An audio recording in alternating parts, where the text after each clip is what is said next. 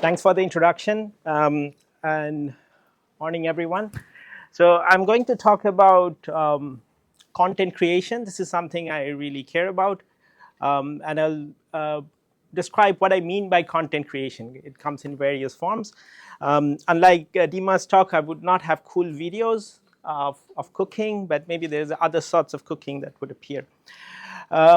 And one concept that ties what I will talk about is what I call these neurosymbolic models. I will talk about that, which is a way to output programs for creating shapes and geometry. This is something we have been working a bit too long for now, maybe 5-7 years.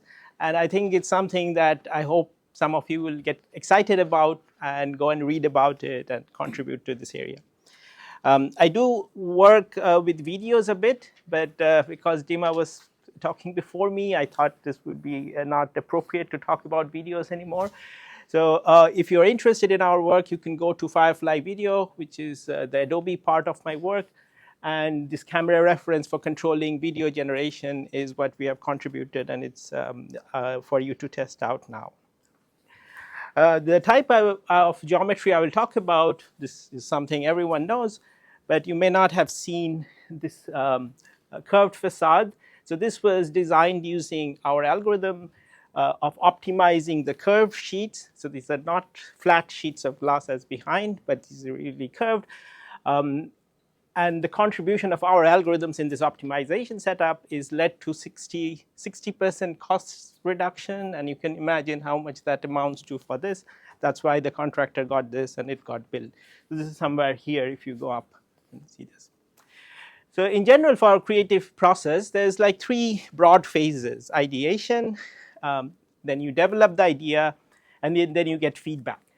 Ideation is very open-ended, and then when we develop, you refine the concept, and then in feedback. And today I'm going to talk about multimodal LLM. There's still a space here if you want to come in. So I'm going to talk about multimodal LLMs, and I'll talk about this in the 3 stages. What task it's good at, and what do we do if it's not good at some tasks, right? And we'll talk about how to create this. Now, how many of you are using GPT in your everyday life or some form of GPT? I've expected more hands up. Yeah.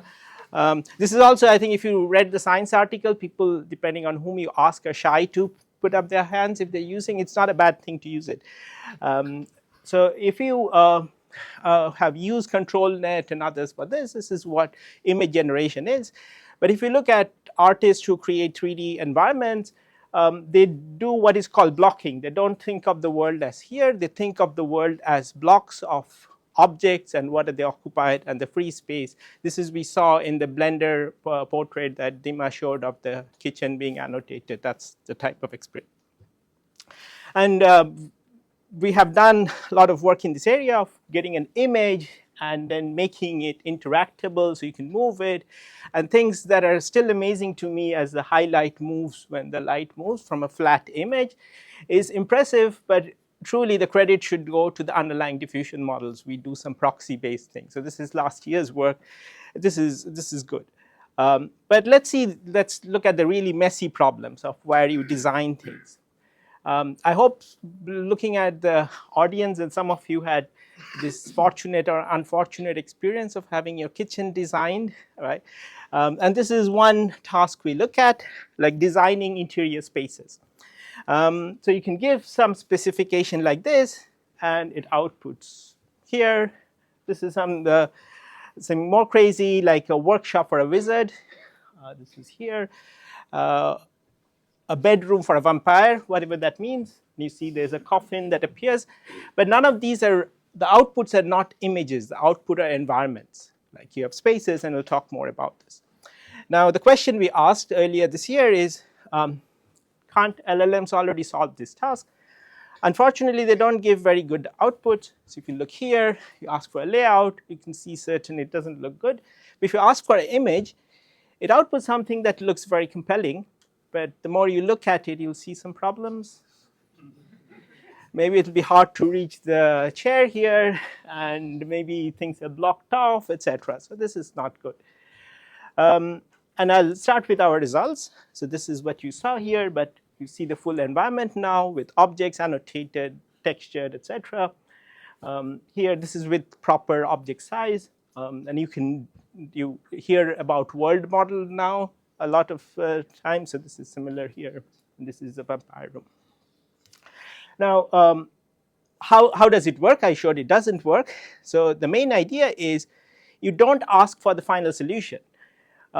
What VLMs or LLMs or GPTs, they're very good at giving constraints or objects. If you ask, what should I put in a bedroom of a teenager, it can tell you you need a bed, you need a working table, etc. So it gives these things, which we can clean here. But it's not only gives the objects in the room, but it gives also the constraints among the objects, which is super important. So what we can convert it into a graph where the nodes are the objects and each edge determines a relation between the objects, like the table should be next to the chair. Right? And this is, once we get the graph, this is again the plug for the neurosymbolic models, which is a framework that takes these constraints and outputs a program to generate the environment. Now, to convince you that this is actually does know VLMs or LLMs about these environments, so in the kitchen example, how many of you know what's the most important term in designing a kitchen? It's called cost is of course a triangle. It's called the work triangle. How many of you know the work triangle? Okay, you know this, and I was impressed when I saw it. It could tell me the work triangle and what it is. If you don't know, do look it up afterwards. Okay, so what do? We take this and we translate these constraints into equations that we can do, and we can now give and write these programs, which is a constraint solve. You go back to classic optimization, you do a constraint solve with all the parameters. So the constraints give relative positions, you integrate to get the absolute positions, we get this final thing. Not only the layout, but also what objects to put in with texture, and environment, and enough information so that retrieval becomes a lot easier in this context. Okay, so that's a very quick glimpse of what you can do if it directly works. So the main idea there was you don't retrieve the final image, you retrieve these relations, you build a constraint graph, you solve. But then what happens if you look more and more into the messy world, this is something we'll present at NeurIPS this year, is so similar to this Epic Kitchen, there is a ScanNet data set, which is like environments which are scanned and point clouds, right? And we said, okay, that's very good, and people have done pose estimation here, but why don't I take this type of data set and try to write a program that would give me new environments? And the way we do it, we start with a library, and this is not something we hand author, this is what the method finds. Then it instantiates program. This is again, you can read these programs, like chairs, how the chairs are placed, etc., environment areas here. Now, once I have the program, I can execute it. This is a very deterministic step. This is not probabilistic, you can really execute. But there is something that hasn't been looked at before, which is what we call the lived-in state of the world, which is when you come into this room, everything was nicely organized, but after we sit around a bit, things get moved around a bit, right? So we learned that distribution, which is this here. So in the end, we want a program or a distribution over the objects in a room, and essentially in this process, what we have done is we have factorized it into different stages, and these are the different factorization. And the interesting thing is, maybe this is coming from like programs given in the library, this is coming from the LLM. This final data, which we use to condition the joint distribution, comes from the ScanNet one. Here, we again get from data. So these, now we can mix different data sets. So there is a 3D front data set. We use that to create the library. So this complex sort of joint distribution, we're learning from different data sources, which makes us very efficient in being able to process with very limited ScanNet data set. because the LLM priors and others are much bigger. How well does it work? Well, it works quite well. So if you give the ScanNet, this is the output. The output is a little less impressive because it's not with rendered pixel, but this is really the abstracted output. It's a coffee table, it has a placement, it has a extent, location, and you have the perturbation. So how does it look all together? So of course, the most common block here is the attention block now that we have here, but depending on the primary and the secondary objects. And this is a common theme we had in the kitchen scenario also, or the living room scenario also, that certain primary objects determine the objects around. So for here, the screen is a primary object here, and that determines the chair, not the other way. Right? So that's the dependence we're learning. And if you look at these lived-in scenarios, so this is ScanNet, all the other state-of-the-art methods, they give very regular outcome. And why is it? Because these are all trained on, most of them are trained on the 3D front data set. This is a very clean data set, synthetically generated, so you get very synthetic output. Because we also learn the distribution, we can get certain perturbed data set. Looks a bit more fancy if you do some rendering layer on top. But that's the real output, that's not good here. Okay. So let's take it to the next one, beyond boxes. Now we look at shapes, which is again the latest work on ShapeLib. This is a work after we have been doing the series for 5 years now. So each stage we relax one assumption. Now it's got to a really interesting phase. So what we give is a few instances of shapes, and I love chairs. So it's from chairs from ScanNet or chairs from Observerse. And then you have some description. And these things you can relax. What we do now is we bring in ShapeLib, and I'll mention certain parts of it. But now from what are LLMs good at? LLMs are good at the way it has been trained on like huge corpuses of text. It knows how we talk about objects. Right? That's my explanation. Because it knows how we talk about common objects, it tells us semantically how we associate different parts of the objects. It can give us names. Like it knows concepts like a chair should have seat and back, etc. And this is good because now we can train our neurosymbolic model to output this. That's the math we will work out. But by design, my API has been specified by the LLM and is semantically aligned, which would make it much easier to interact with it later on. And that's exactly what it does. It goes and finds these abstractions. So this is already semantically aligned from how we fetch it. And then once we create this library, which is, we'll talk about this, what this library is, then you can do certain very cool editing. For example, I take an input mesh, I'll convert it into this library, and you can read this. And the reason you can read it, because the API for the library is from the LLMs. So it's semantically aligned to how we think of objects, common objects. And then it's this abstracted shape, and then let's see what we're doing. We ask the LLM, change the height of the seat of a point cloud. This is, if you have worked in this topic, you know this is not a trivial task to do because it's a set of points. I don't know how to change this, and sometimes the changes are quite linked. So if I raise the height of the chair, maybe the legs has to get a little bit thicker so that it can support the weight, etc. So these are very subtle changes in that way, and we can do this interaction. So the key, one of the key behind this is what we have this recognition network that can give these abstractions. So each of these names, it's fully automatic. It comes up with the names and the programs that can instantiate this object or these subroutines. You can think of each colored block as a subroutine that executes into blocks. And then we can ask, okay, now write me a program for the chair, and that's the library that you are allowed to use. So this is sampling programs given a distribution of libraries. So this is our sampler. And then we have the validation step by which we get these visual outputs.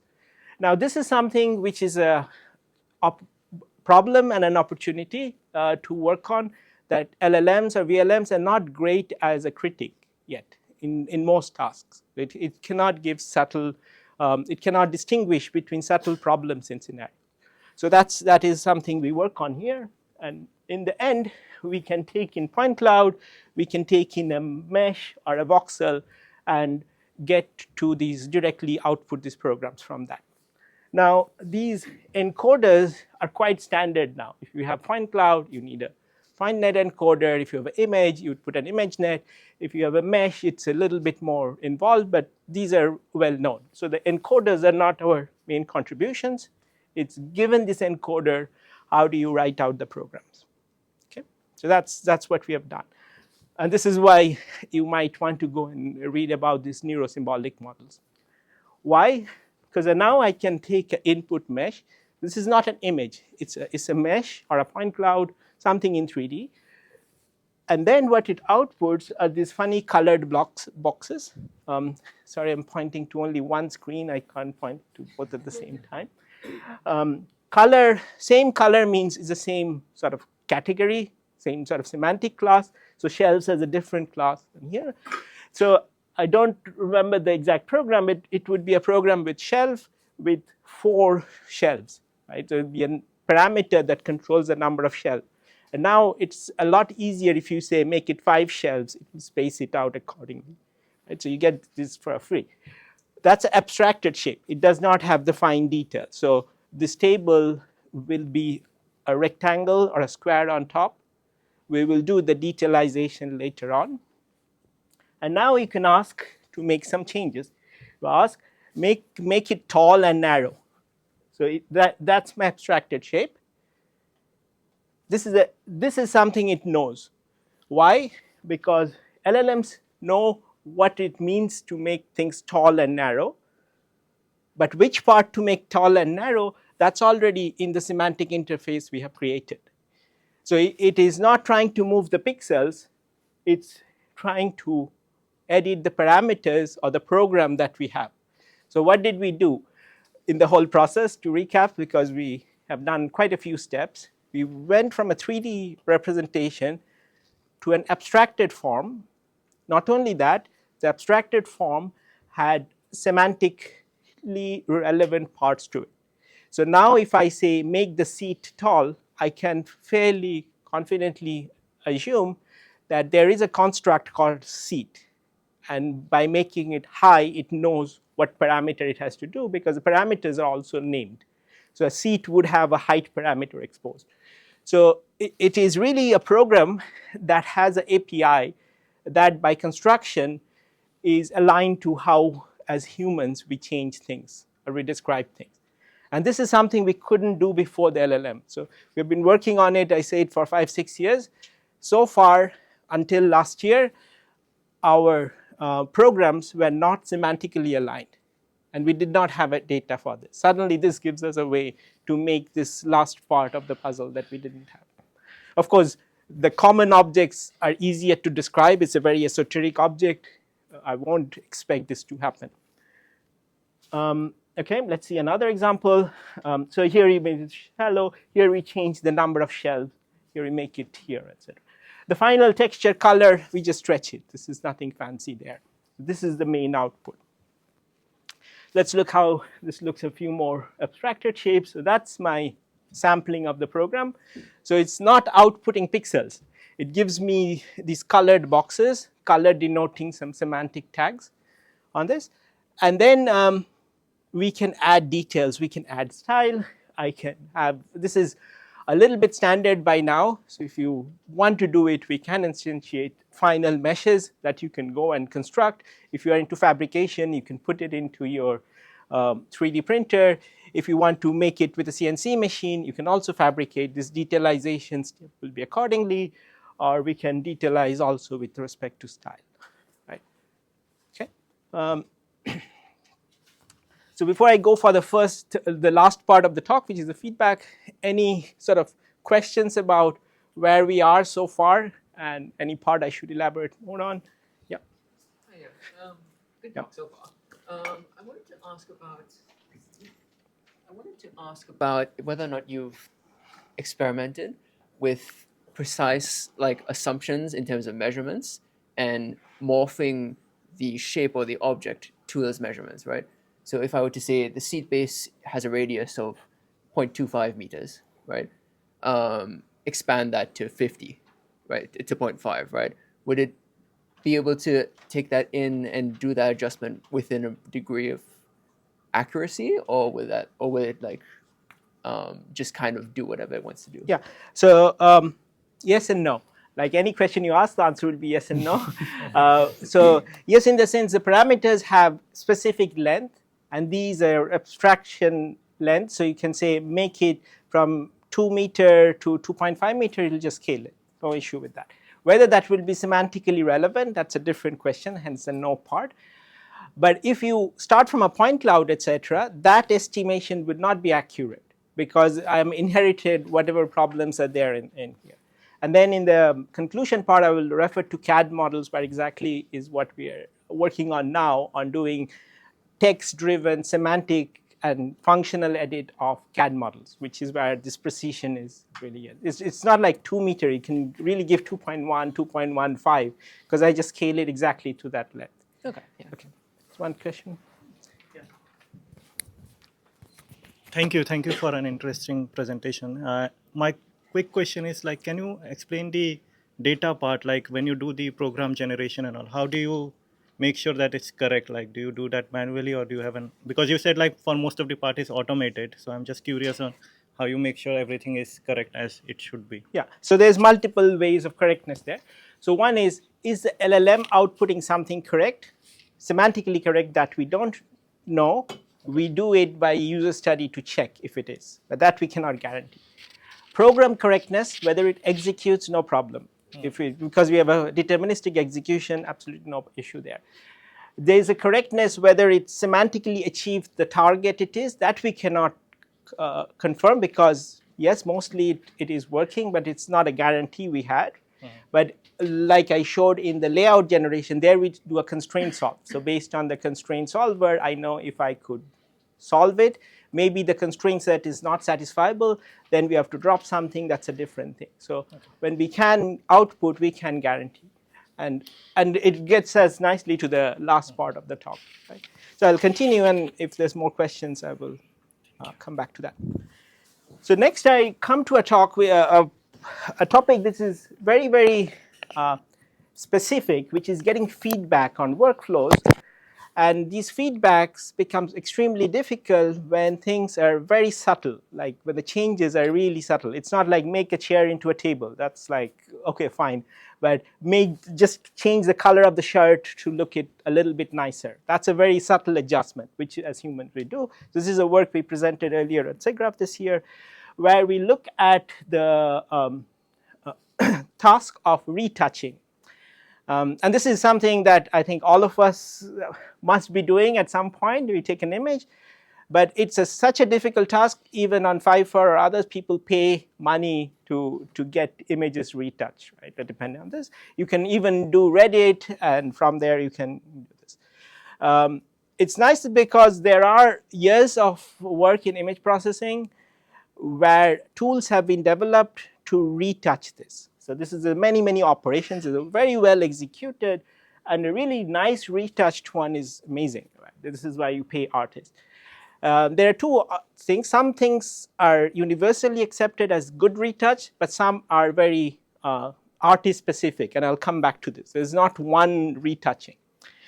So the question is, can we do this retouching, but only through these procedures? Because I don't want to change the person. This is my biggest concern if I want to change some things, and that's why these are so difficult. So if you use a generative model, it can make this tree to a nicer tree, but a very different tree. That's not what we want. What we want here is we have a method that does this. So what makes it hard? So this is what the method looks like. This is very bright light, so you have to look at the website for getting a correct. This is the input, and the type of correction it suggests, it's an autoregressive model. It really outputs these programs from the library it's given, apply exposure correction with parameter 12, and it does that. When you apply that, we get 2, 3, you get to this final one, right? From here, you may or may not like it, and there's ways you can correct it. You can decide to, because it's autoregressive, you can say, okay, don't remove the shadow, and then you infer the rest of the steps. That's possible. What we really are proud of that we can provide, we also provide these feedback. We provide why we, as in the system, propose these corrections and what the correction is trying to fix. And this was the main contribution of the work.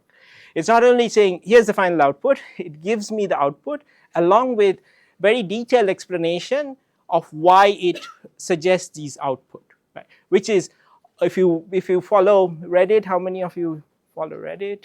Oh, I think a few more hands should go up.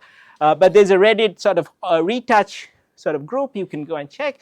And this is really what people give feedback. Like you say, oh, you need to adjust the brightness, and this is why. Maybe the subject will glow more, or maybe you will enhance the subject. It's a very specific one. All the operations we support, unfortunately, are global. We cannot yet do local operations. You'll see why. And why is this task difficult? We all have access to Photoshop, GIMP, or anything else. Why can't we do it? The problem is there's two things. We have to know how to use the tools, right? That, I think, if you look at YouTube videos enough, you can look at the tools. But unfortunately, there's many of these operations, and often you have to use like 10 to 15 of the operation. And that becomes exponential space, and that's where we get lost. This is just the choice of operation. There's also the parameter that you have to use. It's very subtle. Okay, so first question, as we always ask, are LLMs already good at it? This is not LLM. This is this multimodal LLM, so it takes the image. If you give, when I tried it, I was like, wow, this is great. It already does the job.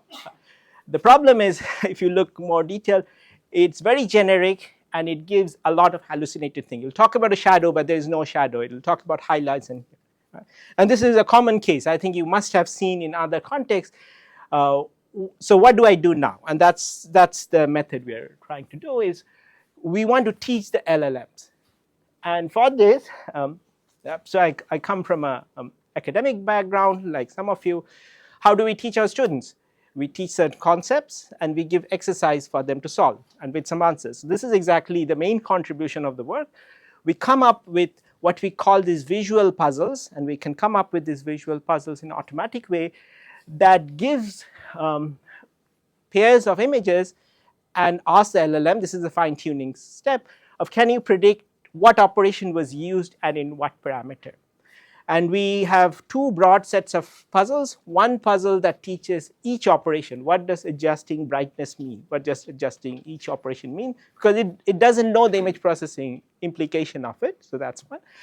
The other one is the really the open challenge and the hard problem in general, which is the planning task. Now apply 5 things to make it good.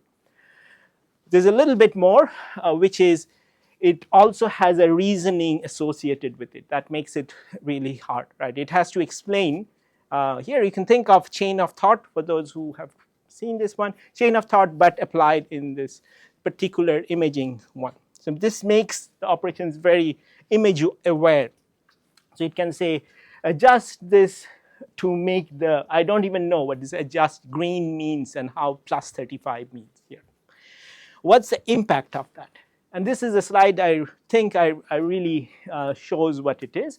So that's an input image. It's the same girl being photographed in a very, we can see this similar environment, similar maybe photo shoot, but the lighting is very different because of the angle. If you ask LLM or multimodal LLM directly, it will give all similar values. So that means it cannot see the subtle differences. It looks very good. Like you look at the values and like, wow, this knows what it's doing, but actually it's not. It's just changing some parameters. But if you see ours, it makes certain differences. So we put it to a test. Now this is a very high bar test for, you'll see why it is. This is the hard part. This Google photo has an auto retouch. Also Adobe has an auto retouch. This has many proprietary things that we don't have access to. we have only GIMP operations which we can backpropagate through. So we are limited. So if we go through Adobe one or Google one, we'll get better results. This is a low baseline. You'll see the one. So here you'd see ours is always getting better in pairwise force comparison, except when it gets to Google Photo, we are slightly higher, but I don't see that really higher. It's at par because I don't show the standard deviation bar. It's very much similar.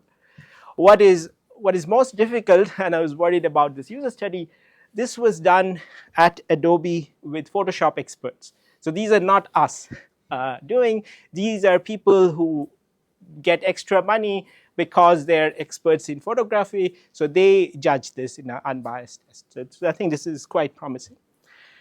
So I hope I showed you these following stages. The first stage is there are tasks that LLMs are not good at, but if you change the question, they become good at, which is like, don't ask for the final result, ask for the constraints. It's quite good. Breaking down the task is good. Then we came up with this neurosymbolic word of coming to this factorized representation of how to structure the world and get these in a neurosymbolic way, and then you solve out to this. And we use this. Many of our projects build around this neurosymbolic model. I strongly encourage you to read the survey paper. And they also talked about these very subtle differences. We started with the image because that's where I think it's easier, and we are slowly moving to 3D and the CAD models and other you're talking about. So this is the last slide, and I'll talk with some, open the floor with some questions and thoughts. So all our code and data are available on our group page. So if you are, I hope I convince at least one person in the room to go and look at this neurosymbolic survey. It's really useful. All our code and data sets are available. It's a very good tool to have. Then something I didn't get to talk about, because next week is CVPR, we are preparing for that, which is for 3D shapes, for meshes, point clouds, and others, we are now thinking of what are good languages, good tokenizer for that. And this is, I think we will see a lot of this coming up this year. We're looking at all the three of these meshes, which is different from SDF or NERF, or it's also different from CADs and editing with text. But generally, what are the tasks, what are the questions we should train the MLLMs for? And these multimodal LLMs are going to be trained on these tokenizers. So this is going to be a lot of fun there. And eventually, we want to sort of bridge this gap between going from video to 3D to animated meshes, because then we are in a creative workflow.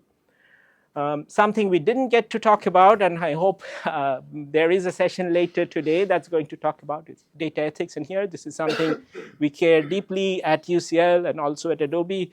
We take it very seriously. So if you are interested in that aspect, do come and talk to me. So with that, I'll stop, and I'm happy to take questions. Thank you.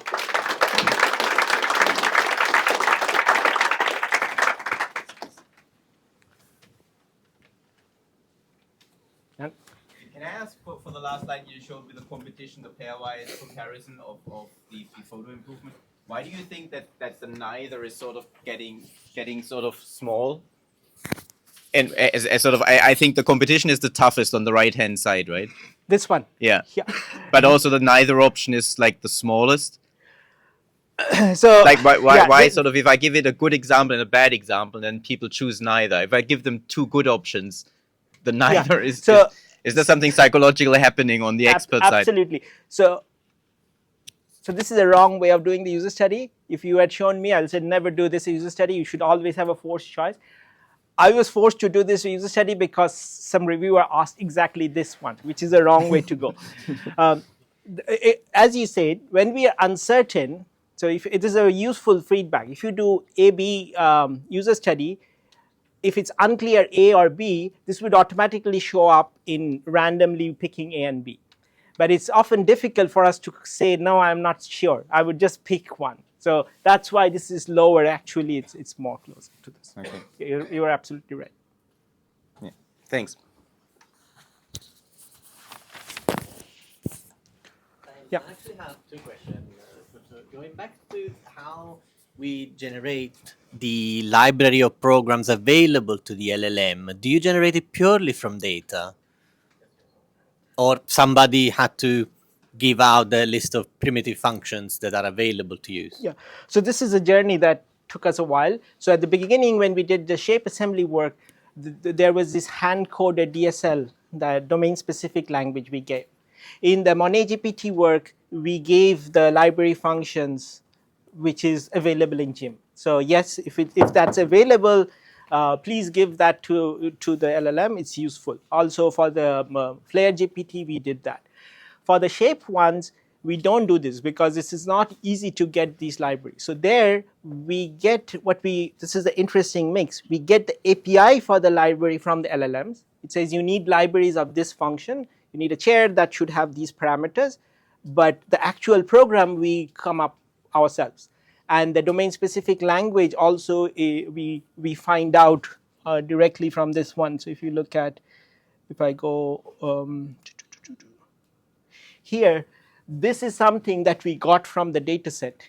Right? This is not, we did not say these parallel, aligned, these are useful functions. We get it from the data set. There is a but, this comes from the 3D front data set.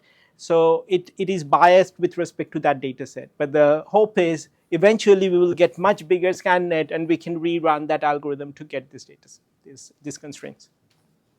Yeah. Thank you for the talk. You started with moving the stand lamp, and I think that the generative model was creating the highlights and stuff like that. So, and then you ended up with the retouching example in a procedural way. And I was thinking, like, I was wondering, maybe the next step is like scene editing in a procedural way, but like something like inverse rendering, but more than that. Like, and probably LLMs are not suitable for that. I mean, you need the inverse rendering models and so on. But LLMs can come into play when they create the procedure and stuff like that. Do you have any follow-up work? It depends who's using it. I would be happy to use this, but if you ask a professional, they will say this is garbage. I can't use it. Right? Like all of these, I can't use it. Because they trust the procedural workflows, if you go this MonetGPT one, they know which functions they want. And this is, I can link back. Maybe I have a particular style of retouching. So the only change I have to do is in the planning part, I have to retrain on my data set. And because it's a very small amount of data set, they have like 1,000, 5,000 images with construction history. I can retrain on my data sets. It will only have my retouching style. So it is possible. As researchers, I care about both problems because there are different aspects that are interesting. But as consumers, they say, no, I don't like it because the lamp is changing, which is true if you look more carefully. Okay.